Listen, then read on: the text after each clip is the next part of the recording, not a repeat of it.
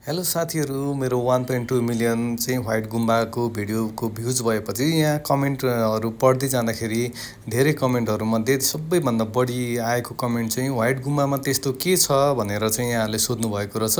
सबैभन्दा पहिले त व्हाइट गुम्बा काठमाडौँको रिङ रोड स्वयम्भू चोकदेखि 3.5 किलोमिटरको दूरीमा छ। यो गुम्बा धेरै फराकिलो एरियामा छ, जसमा चाहिँ तिब्बतीयन शैलीमा निर्माण भएको गुम्बा र मूर्तिहरू छन्, बुद्धका मूर्तिहरू छन्, जसमा सुन्दर र हरियाली वातावरण जहाँबाट काठमाडौँ उपत्यका स्पष्ट रूपमा निहाल्न सकिन्छ। यस गुम्बामा यो नै पहिलो पटकको भिड भने होइन।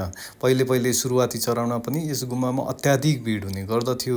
विशेष गरी ध्यान, योगा, साधना, पूजा पाठ आदिका लागि भनेर निर्माण गरिएको यस गुम्बामा विभिन्न चरित्रका व्यक्तिहरूले प्रवेश गरी अनैतिक कार्यहरू बढी भएको हुँदा त्यसपछि यस गुम्बा बन्द भएको हो र पछिल्लो समयमा भने उक्त गुम्बाका रेम्बोर्सेका माताको पुण्यतिथि पारेर पूजा, मोलम, पाठ आदि कार्यक्रमहरू भएकोले 10 दिनको लागि खुलेको थियो। तर सामाजिक सञ्जालमा भएको प्रचारले गर्दा सर्वसाधारण लगायत भक्तालु श्रद्धालुहरूको अत्याधिक भिड भएको कारणले बालबालिका हराउने, वृद्धहरूलाई समस्या पर्ने, साथै आवत जावत गर्नका लागि स्वयम्भू चोकदेखि नै अत्याधिक भिड भएका कारणले समस्या आएपछि विशेष व्यक्ति बाहेक सर्वसाधारणका लागि बन्द गरिएको थियो। अर्को प्रश्न भने कहिले खुल्छ भन्ने बारे थियो।